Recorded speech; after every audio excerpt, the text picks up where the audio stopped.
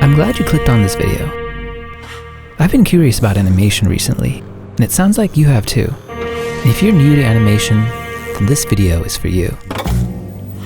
Because I've been thinking about how you don't need to be a professional Disney animator to create animations. In fact, you don't even need to be good at drawing. And today I'm going to show you an animation exercise that will have you animating in the next 7 minutes. And I'm not even going to talk about the basics of animation like squash and stretch and anticipation and easing in and easing out. Yet I promise you, by the end of this video, you will know how to make your very first animated short film.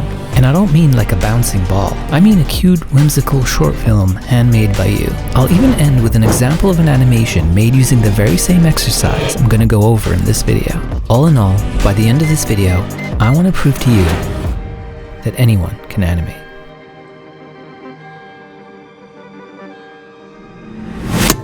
Now I know what you're thinking. You're thinking, that's all very well, Rishi, but I can't draw. I really can't draw. Yeah, but raise your hand if you can doodle.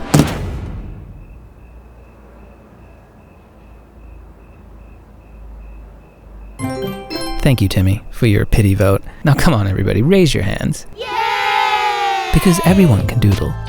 Whether that's a stick figure, cute kawaii objects, random shapes, or a little monster. Whatever you drew in the left margin of your notebook when you were bored in class, that is going to be our starting point. Do you trust me? Think of this as a trust fall exercise. Don't worry, I got you. So to get started, you will need your trusty iPad and Apple Pencil, and a copy of Procreate Dreams. And if you don't have Procreate Dreams, don't worry, you can do all this in Procreate. And if you don't have an iPad and Apple Pencil, then stick around, because you can apply a lot of what I'm about to talk about to good old-fashioned paper and pencil flipbooks. Okay, first things first, let's fire up Procreate Dreams. Then tap the plus icon to create a new dream. Select a canvas size and tap Draw to create a new project. Then tap this draw icon and swipe down to enter flipbook mode. Now grab the 6B pencil as your brush and set it to pure black. Then tap the timestamp to turn on onion skinning. Edit your onion skin to show 1 frame backwards and 1 frame forwards.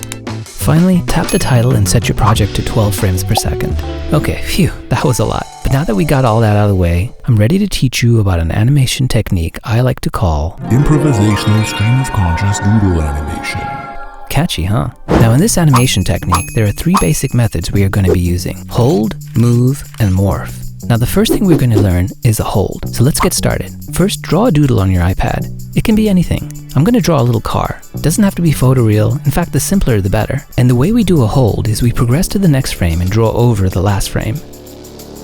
Now we keep repeating this for however long we want to hold on this doodle. For example, if we wanted to hold on this doodle for 1 second, we would redraw it for 12 frames, since our timeline is set to 12 frames per second. You may be thinking, why not hold on this exact same image over 12 frames? This would save us a whole chunk of time, right? Well, we could, but then when we play it back, it looks something like this, which in my opinion is a bit boring.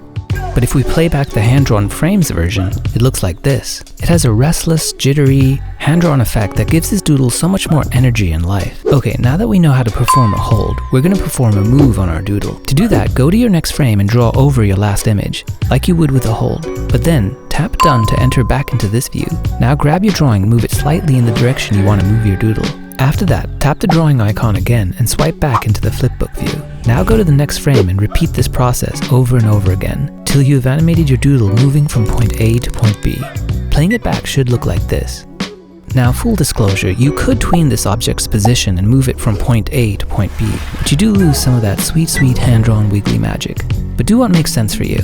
By the way, you can use this same technique to scale and zoom into something as well. The only difference is instead of moving the object, you scale up the object. Okay, now that we've learned move, let's move on to learning morph. In this technique, we want to morph our doodle into another doodle. And we do this by drawing a bunch of in-between frames that morph towards the new doodle we have in our mind's eye. Here I'm morphing this car into a robot frame by frame. During this phase, don't overthink it. Just progress incrementally to the doodle you have in your mind. Each frame may look messy or incomplete by itself, but I promise when you play it back, it will look fine. Okay, let's see what we've got. Wow, it never fails to feel like magic to me. Here it is step by step so you can see how I morphed from the car to the robot over 15 frames.